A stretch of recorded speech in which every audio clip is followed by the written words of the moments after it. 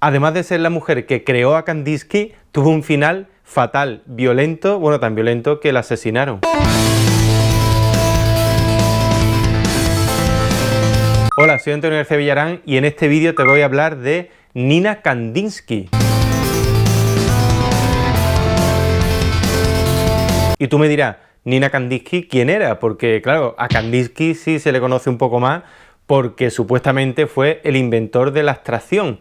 Aunque esto no es del todo cierto. Yo ya lo dije en el vídeo que hice precisamente sobre la abstracción. Porque supuestamente, según dicen todos los manuales de historia escritos hasta hoy, en 1910 Kandinsky hizo su primera acuarela abstracta. ¿Pero qué ha pasado? ¿Qué ha pasado? Pues que hace poco se descubrió que una mujer, mira qué curioso, una mujer, Hilma af Klint, en 1906 ya hizo sus primeras obras abstractas. Y esto de la primera acuarela abstracta de 1910, eso es un cuento, vamos, que ya lo dice Beyeler en su libro. Esa acuarela fue fechada en 1936 y realmente es de 1914. Y no solo lo dice Beyeler, que este dato ya fue corregido por el Centro Pompidou de París. Nina Kandinsky fue la segunda mujer de Kandinsky, realmente su viuda, la que administró su obra una vez que él murió. En este libro, Kandinsky y yo, ella cuenta sus memorias y la verdad es que es interesantísimo. A mí me ha costado muchísimo conseguirlo porque ya no se edita, lo he conseguido en una librería de viejo. La verdad es que no tiene desperdicio y aunque dicen por ahí algunas críticas que se inventan muchas historias en este libro y tal, a mí me parece todo bastante verosímil. A lo mejor un poco adornado, como de cuento ruso, que además a mí me encantan los cuentos rusos. Ёжик ходил к медвежонку считать звезды. А я ему скажу, я тебе малинового варенья принес. El inicio del libro es muy de cuento ruso. Además, ya sabéis que los cuentos rusos son maravillosos. A mí me encantan, por lo menos. En la Rusia de los zares existía una antigua tradición de Nochevieja que tenía gran aceptación entre las muchachas casaderas. En la noche del año viejo al nuevo, cada una de ellas acostumbraba a salir corriendo a la calle llena de esperanza para preguntar el nombre al primer hombre que encontrara. Este nombre sería el mismo que el de su futuro marido. Así lo prometía el oráculo matrimonial que era consultado cada año. Como la mayoría de las muchachas rusas, que tienen fama de ser bastante supersticiosas, en mi último año de colegio también participé en este antiguo juego de los nombres. Todavía me acuerdo que el primero con que tropecé era un joven realmente simpático y cuando le pregunté por su nombre me contestó: me llamo Vasily. ¡Qué decepción más grande! El nombre de Vasily no me gustaba en absoluto. Por aquel entonces, para mí, no había otro nombre más bonito que el de George, y no deseaba otra cosa que casarme con un hombre que tuviera el antiguo nombre ruso de George, pero el destino no lo quería así. Poco después conocí a Vasily Kandinsky, me casé con él y a su lado fui muy feliz. Entre ellos había una diferencia de edad bastante grande, porque Kandinsky conoció a Nina cuando él tenía 50 años y se llevaban 27 años de diferencia. Un año después se casaron y no creas que tuvieron una vida muy acomodada, llena de lujo y tal, al contrario. Kandinsky, como ya sabrás, se dedicó a dar clases en la Bauhaus y en otras academias y escuelas. Él realmente en vida ni fue muy reconocido, ni tampoco vendía mucho ni por precios muy altos. De hecho, Nina cuenta una anécdota bastante grotesca y es que después de la Revolución Rusa, a principios del siglo XX, la cosa estaba tan mal que ella cambió unas chaquetas por carne de cordero y cuando se la llevó a la criada para que la hiciese, la criada pegó un grito y dijo con espanto: pero señora, esto es carne de perro. Así estaban las cosas. Mientras estuvieron casados, Nina siempre estaba a la sombra, siempre apoyaba a su marido, pero no se metía prácticamente en nada. Pero el cambio, la transformación vino cuando Kandinsky murió, que por cierto, algún día haré un vídeo de Kandinsky porque es bastante interesante. Kandinsky murió en 1944 y hasta los años 50 no empezó a revalorizarse su obra. ¿Pero quién hizo todo esto posible? Pues Nina Kandinsky, fue ella. Si no hubiese sido por ella, quizá Kandinsky hubiese caído en el olvido.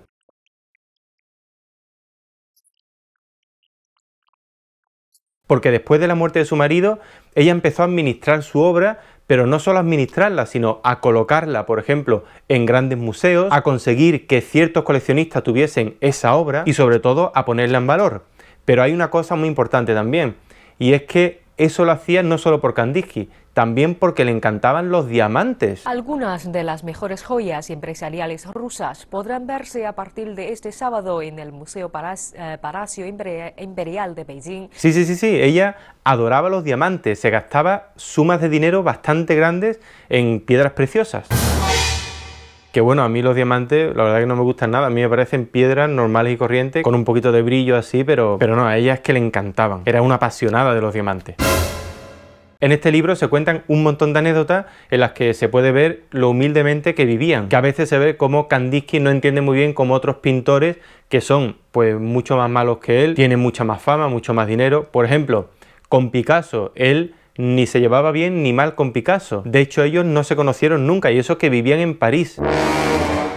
Pero yo tengo varias teorías sobre esto, ¿eh? Bueno, primero porque Picasso era el abanderado del cubismo y el cubismo era como lo más moderno, era la vanguardia, todo. Y Kandinsky era el abanderado de la abstracción. ¿Y qué era la abstracción? Pues lo más moderno, lo más avanzado. Entonces chocaban porque los dos querían ser los abanderados de la modernidad, los padres de la modernidad. Ya sabrás que a Picasso no le interesaba lo abstracto, pero es que a Kandinsky no le interesaba Picasso. Y de vez en cuando Kandinsky le metía una pullita a Picasso, porque fíjate lo que dice aquí en esta parte del libro. Kandinsky era estricto contra las obras mal representadas. A Galka Schelger le escribió diciendo: sinceramente, me parece incomprensible que a sus compatriotas en California les endosara el Guernica. ¿Cree que una pintura como esta puede dar una clara imagen del nuevo arte? Es verdad, quizás soy partidista, pero tengo que reconocer que odio lo deconstructivo. Menos mal que no se conocieron, ¿eh? De todas formas, y viéndolo a la distancia, yo creo que al final ha ganado Kandinsky, porque queramos o no, el cubismo se acabó, ya casi nadie hace cubismo, o bueno, es una cosa que está muerta. Sin embargo, hoy día todavía hay muchísimos pintores abstractos y yo creo que la abstracción todavía está vigente.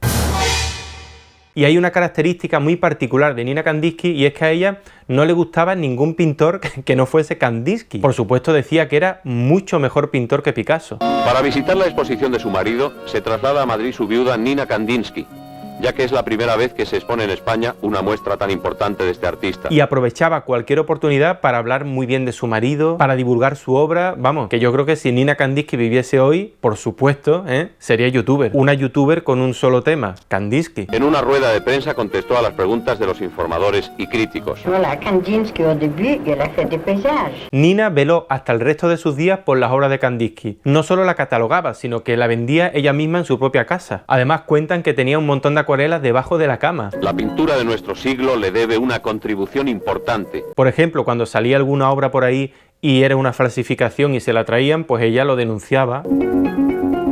Que alguien escribía un catálogo o algún libro hablando de Kandinsky y no se ceñía a lo que ella quería que pusiese, pues lo demandaba. En su libro dijo que él hizo 738 pinturas, 730 acuarelas y un número muy grande de bocetos y estudios. Ella tenía una estrategia muy clara y es que conseguía vender los cuadros de Kandinsky tan caros, primero porque se inventó eso de que fue el padre de la abstracción, después porque decía que él pintaba lento, que no tenía tantísima obra y como había poca, pues tenía que ser muy cara. Y luego porque tenía que venderla a unos precios astronómicos para comprar sus diamantes. Claro, sus diamantes. Se planteó la creación artística como necesidad interior que había de encontrar eco en el receptor de la obra de arte. Pero a mí hay una cosa que me choca mucho de Nina Kandinsky, es que no sé si era machista o feminista, porque por una parte en su libro dice esto: si una mujer ama verdaderamente a un hombre, entonces tiene que encargarse de la administración de la casa y ser una buena cocinera. Tiene que ocupar un segundo puesto detrás de su esposo y dejar de lado muchas cosas para que él se desarrolle y pueda trabajar sin problemas. Toma ya. Así lo hice y por ello nuestro matrimonio fue feliz y nunca nos separamos durante toda nuestra vida. La figura de Kandinsky se acrecienta con el paso del tiempo. Sin embargo, cuando ya muere Kandinsky y ella vivía en un chalet sola, además no le gustaba tener servicios, se lo hacía todo ella, y por ejemplo venían a cenar ministros o marchantes de arte, ella, además de poner siempre el mismo menú, caviar, un pastel de carne típico ruso y vodka, pues una vez que terminaban, todos, absolutamente todos, fuese quien fuese, tenía que ayudar a retirar la mesa y a fregar. Vamos, que hasta el ministro de Cultura francés estuvo fregando platos en la casa de Nina Kandinsky. Esta es la última vez que lavo los platos. ¿Qué dijiste? Que esta es la última vez que lavo los platos con esta esponja vieja. Ya me voy a irme mañana a comprar otra en el mercado. Bueno. Lo que pasa es que ella era, por una parte, muy astuta, pero por otra muy vanidosa. Cuando se hablaba con ella sobre los cuadros de Kandinsky, dice los que la conocieron que a veces parecía hasta que los cuadros los había pintado ella, porque hablaba como si ella misma fuese Kandinsky. Empezó haciendo un progresivo desenfoque de la realidad visible hasta la pérdida del objeto. De hecho, también se cuenta que el libro, que se llama Kandinsky y yo, ella en un principio quería que se llamase Yo y Kandinsky, pero bueno, después de muchas negociaciones consiguieron convencerla de que lo más apropiado era Kandinsky y yo. Que por cierto, el libro no es que lo escribiese ella, lo escribió un historiador basándose en un montón de entrevistas, cintas grabadas y eso. Otra de las estrategias que tenía Nina Kandinsky para poner en valor la obra de su marido fue hacer certificados de autenticidad. Claro, porque ella sí sabía la obra que había pintado su marido durante toda su vida.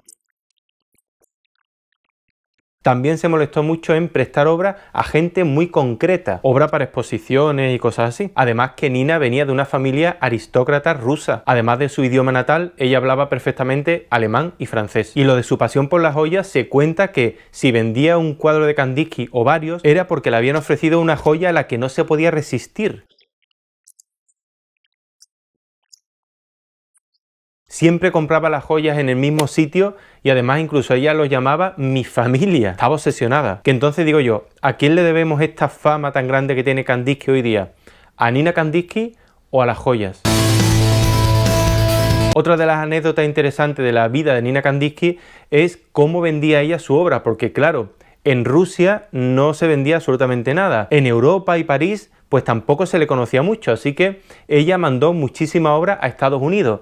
¿Y con quién se encontró allí? ¿Quién administró su obra? Castelli. Que Castelli, de ese hombre tengo yo que hablar porque tiene tela. Por giros del destino caen un centenar de obras en manos de Castelli. Y la verdad que tanto para Castelli como para Nina fue todo un infierno, porque ella quería que esas obras las tuviesen buenos coleccionistas y además le pedía continuamente dinero. Al final aquello acabó como el Rosario de la Aurora. Pero bueno. Pero lo peor de todo es cómo murió Nina Kandinsky, que es una cosa aterradora. Ella vivía sola en su chalet, que por cierto le puso de nombre Esmeralda a su chalet, y murió de una manera muy random. Entró un ladrón a robar, que por cierto no se llevó ni un solo cuadro de Kandinsky, la mató estrangulándola, además con muchísima violencia, y se llevó las joyas, porque claro, ella iba dejando pistas por todas partes, y el propio chalet se llamaba Esmeralda, y todo el mundo sabía que vivía sola y que tenía un montón de joyas. Por si fuera poco, nunca se cogió al ladrón. Es un crimen no resuelto. Y además de todo eso, curiosamente, una vez que muere Nina Kandinsky, parece que se la borra de la historia, porque en mi caso, a mí en la facultad nunca me hablaron de Nina Kandinsky. Yo la he descubierto de casualidad. En varios de los libros que me he leído últimamente veía el nombre de Nina Kandinsky, hablaban alguna anécdota de ella y al final me puse a investigar y dije, bueno, pero si esta mujer es la que realmente ha sacado a Kandinsky del olvido. Ella se llevó su parte porque vivió muy bien hasta que la estrangularon, pero bueno. Coméntame qué te ha parecido todo esto que he contado y revienta el botón de like si te ha gustado. Sobre todo, compártelo, que eso me ayuda mucho a crecer y nos vemos muy pronto. Hoy no salen los gatos. Hoy los gatos no salen, porque están ahí tranquilitos, durmiendo, así que... Pero quizás pronto hagamos un vídeo, Claudia y yo, sobre los gatos, ¿no? ¿Sí? Dices. Bueno, pues ya está. Además que Nina venía de una familia aristócrata.